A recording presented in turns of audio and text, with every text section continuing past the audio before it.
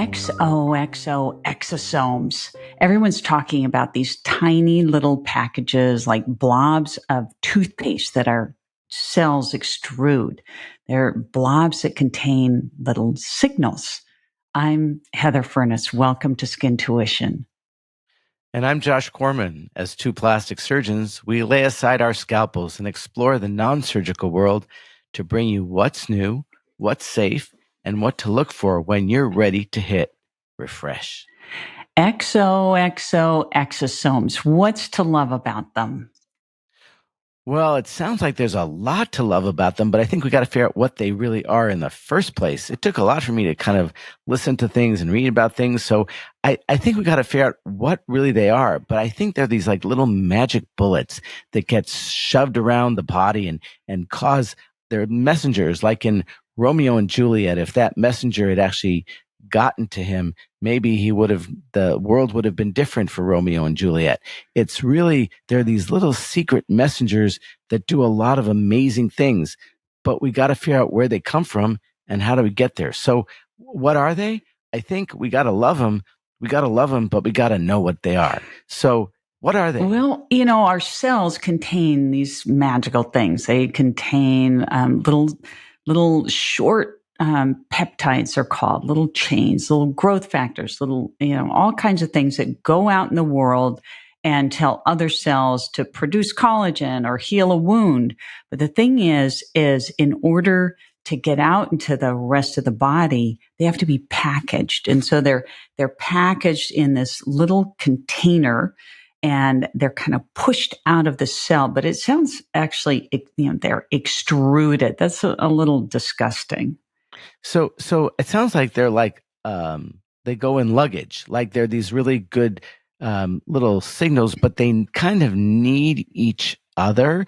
And so it's like a cake. Like if you just have the flour in a cake, it's not really the whole cake. So I think it's all the components of the cake: the flour, the chocolate, the fruit, the baking soda or baking powder, and it all gets put in a suitcase. Now, a cake in a suitcase, now that's not sounds so good, but I think you get what I mean. So you have all these little ingredients that need each other, and they go in this suitcase. And then like in Superman, where there's the world is exploding and they have to send everything out, all the parts that are important with the little boy. So here it's in the suitcase, and it gets shoved out of the cell and moves on. So where does it move to? Well, it's interesting because it'll, even if it just goes just outside the cell, it will communicate with cells right next to it, a little bit like you sit in a theater and you can talk to the person next to you, but it can also send long distance signals. So it's a little bit like a telephone, like what we're doing right now can send signals over a distance, and the signals can be all different kinds of things. Most of the cells in our body extrude exosomes, and the older so they make them. Yes, they have all the ingredients of the cake, and then they create a suitcase and they send it out into the world. So the reason we're talking about this is because there are now products that are these exosomes. So these we get these little suitcases in a bottle. So I just want to go back a little bit. Okay, I get it. Here is the suitcase, and it's got all these cool things, and it goes out maybe to the cell next door, or goes in the bloodstream and goes find a cell somewhere else. I mean, every organ is made with so many different kinds of cells. There are gazillion cells in animals, including humans. And so it seems like the body probably has a finely tuned way to help live and help get better and respond to illness or injury. But one of the things that I think isn't relevant is that, as we get older, our cells kind of go a little more senescence. That's sort of a scientific word. Senescence, boy, that's like senile. Yeah. Well, nice to think about. But the part is that so these cells make it wrinkles and creases and why diseases may be more common as we age. So obviously we know that our bodies age. So the question is, do the exosomes, as we know what they do when everything is working fine. So does this, if we get products, does that help move the signals faster? Do the signals make things work overtime? If you're short on if you have enough vitamin D, then you get a lot of good things. If you don't have enough vitamin D, you need more vitamin D. But if the body has enough vitamin D, do you need more vitamin D? So if the body is making exosomes, why do we need more exosomes? Well, as we age, our cells kind of shut down, and it's like the factory just slows down, and so they kind of go to sleep. They stop making collagen. They stop making or as much collagen. They stop making as much elastin.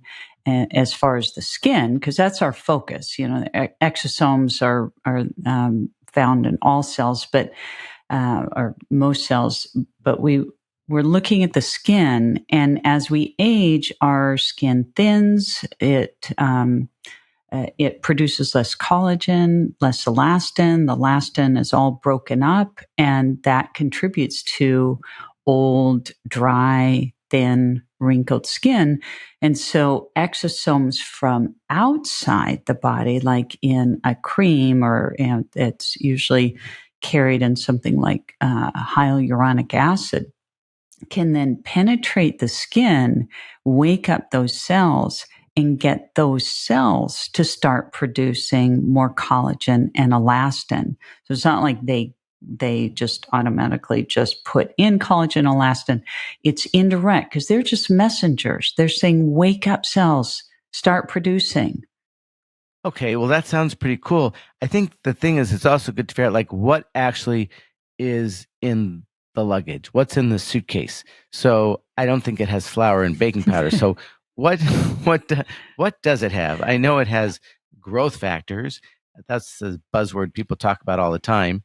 But and you mentioned peptides, in which a lot of these things are proteins. But what else does it have? It's got lipids. It's even got genetic material like mRNA, messenger RNA, which we all heard about in the media because that was how these COVID vaccines were developed. And now it's it's sort of a new industry, different types of future. So vaccines. messenger, I get it. It's a messenger. RNA is a messenger. So it seems like it gets right to the whole root of how our bodies work.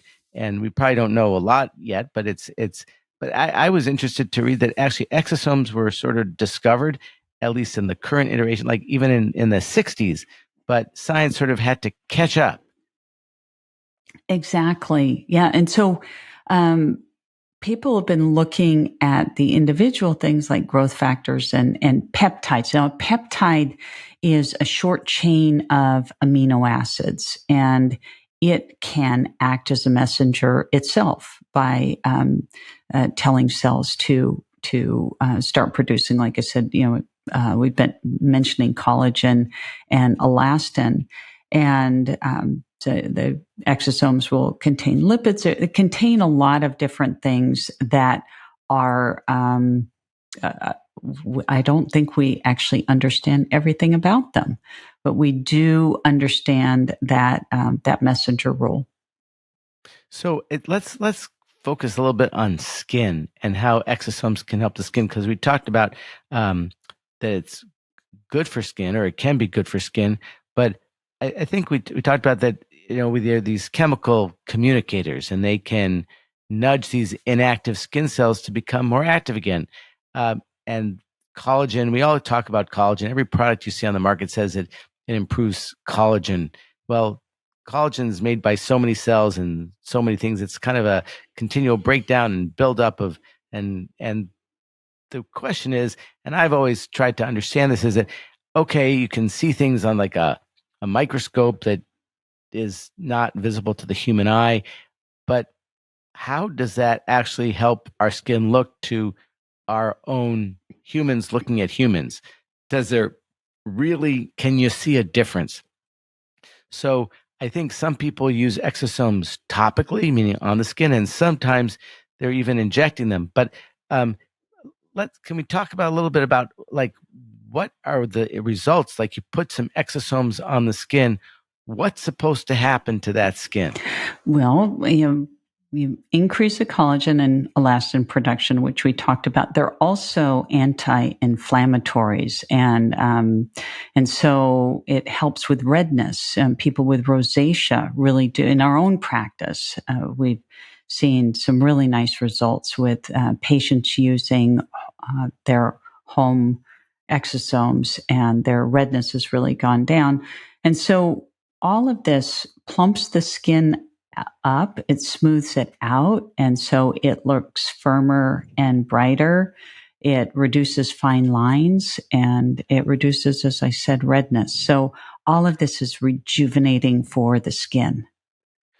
So I've been using exosomes in my practice for probably a couple years now, and what I find is it works best is that when we do things like microneedling or radio frequency with microneedling, um, or laser or anything that actually makes the skin kind of hot and red, um, the recovery is much faster by putting on either in gel form or in liquid form or in slurry form, these things that are these exosomes, which really helps the swelling, really helps the inflammation, as you mentioned.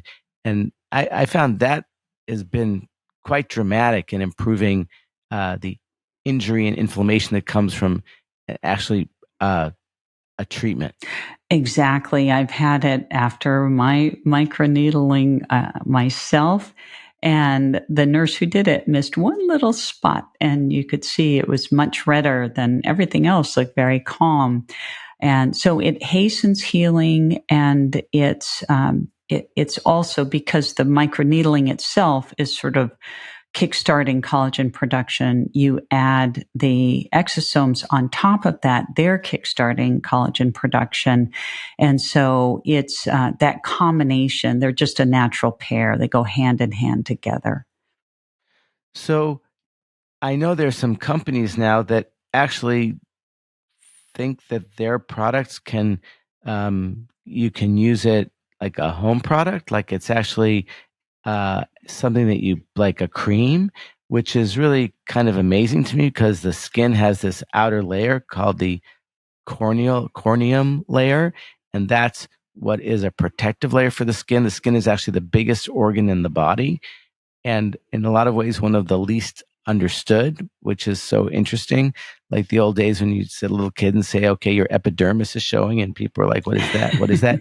But the corneal layer, but it sounds like that at least one company's, and neither of us have any financial interest in these exosome companies, so it's not like we're trying to promote anything, but it sounds like that there's a way that some of these folks have figured out to make a skincare product that actually delivers exosomes to the skin that somehow gets through that corneal layer without having to create the openings that happens when you laser or microneedling.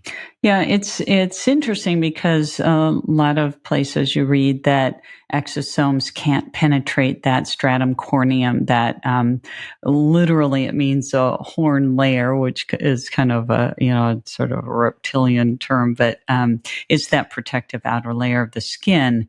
And this one company, Ryan Aesthetics, does have a home product, and they say that it penetrates. They actually have electron microscopy, these photographs taken with an electron microscope that show penetration. I've seen the images, and they show the collagen actually thicker and more robust after just 4 to 6 weeks. So they do have some backing to show that even though other companies are saying that exosomes cannot penetrate the stratum corneum, they say that the molecules or not the molecules, the exosomes themselves are so small. They get their exosomes from platelets, which actually makes total sense because platelets are what go to wounds to heal. And a lot of what we're looking for in rejuvenation is really that same reaction to produce collagen, produce elastin, and healing. So, all of this is still early on, and we'll see where this company goes and where other other companies go. Some companies do say that you need to keep the product frozen, and this Ryan Aesthetic says that it's shelf stable. It's very different. So I think we'd be remiss to not talk about that buzzword stem cells, because we've all heard stem cells being used for a long time. Do they work? Do they not work? And how is exosomes related, or exosomes not related to a stem cell? I mean, an exosome is not a cell, whereas a stem cell is a cell that can go on to become a lot of different kinds of cells. So I think we need to kind of sort of sort this out, because I know that some stem cells actually, or maybe most of them, maybe all of them actually have exosomes. So Heather, do you think that that really the point of the secret ingredient in stem cells, or at least one of them, are exosomes? Well, that I think you just put your finger on the pulse there. I think it's exactly the exosomes that are really the magic ingredient. And a stem cell is a cell. It's got a nucleus, and so you're more likely to have an immune reaction if you get a stem cell that doesn't match your body. And the exosomes within the stem cell are really what we're after when we're looking for the magic of stem cells. So I guess I'm still trying to figure out. So for us as consumers, as practitioners, where do we go from here with exosomes? It seems like there's a little bit of a path that we know when there's a defined injury. There's certainly as a way to heal faster. But how would you want to use it if you could use it anyway? Like you had somebody delivered to you this magic packet, this messenger to Romeo. Like what is it that you would like it to do besides having a winning lottery ticket inside? What would you like it to do? Good question. Well, a couple things. If I'm young, I want to prevent all this aging, and then as the older I get, I want to maintain that youthful look. And so I don't want my cells to start shutting down. I don't want my dermis to thin. And if it is going that way, then I want those exosomes to help sort of thicken my dermis and increase cell turnover and fight with antioxidants, fight some of the damage from the sun. How about you, Josh? What are you looking for? Well, if I pretend that I'm young, if I had acne, I certainly would want it to help my acne.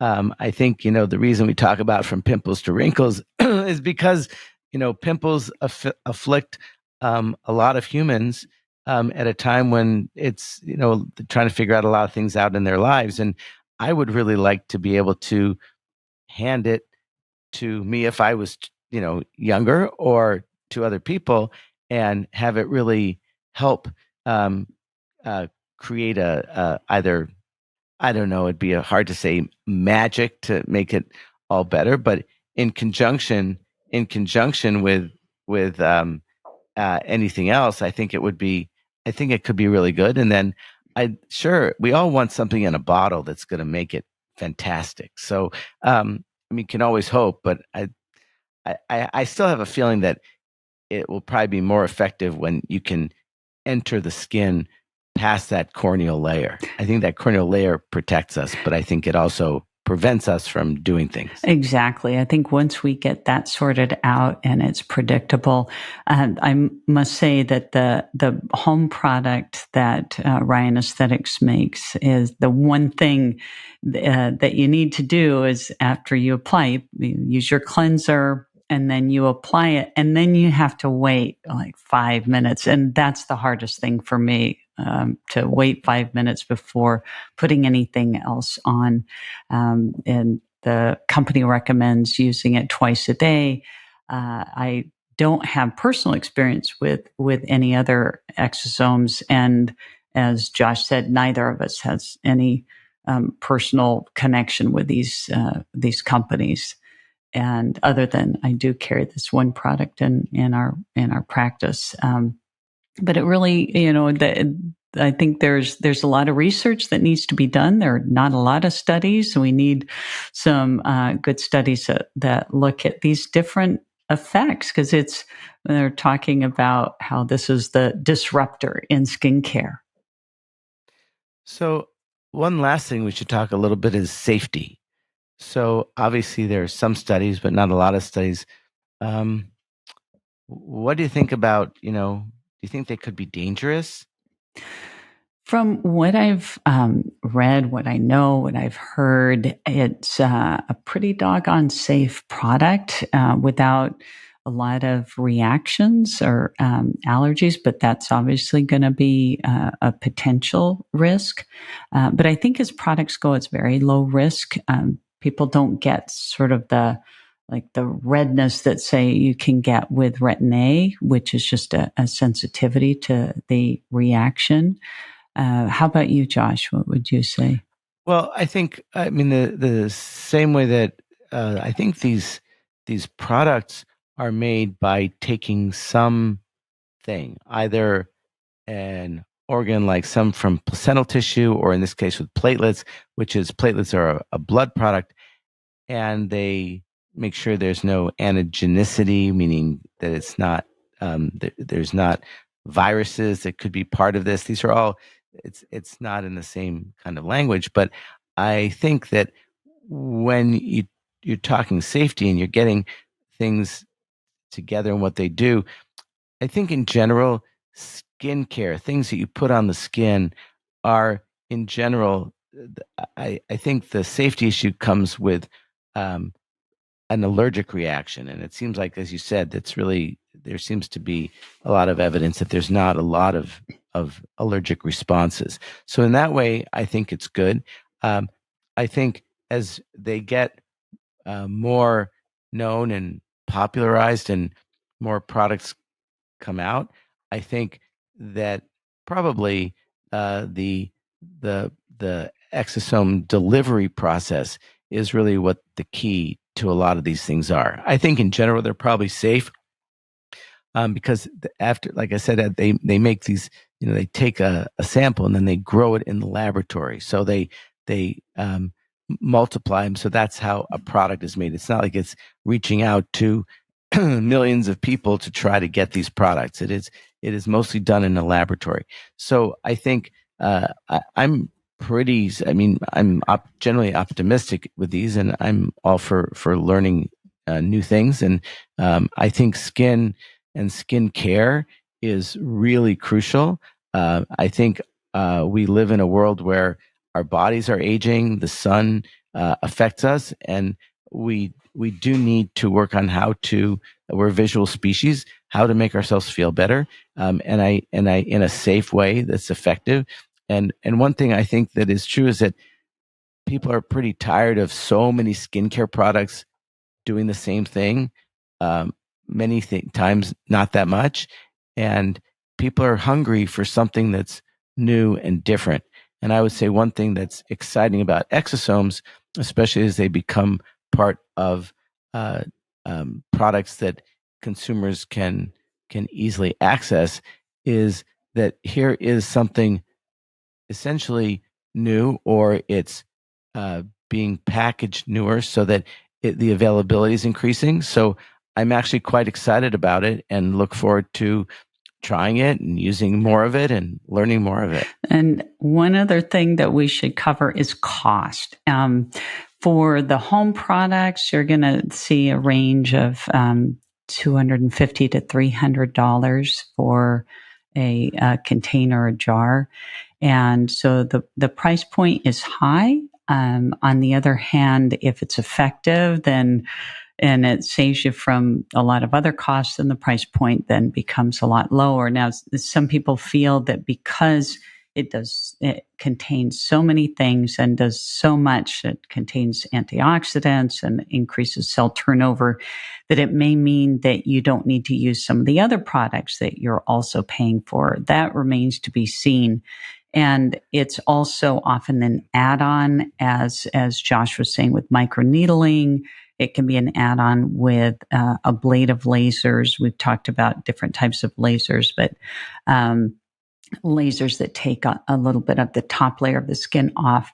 And that also will, the exosomes can be used to enhance a healing. So that add-on typically runs, from my research, brief research, about $300 to maybe $500 beyond the cost of the treatment.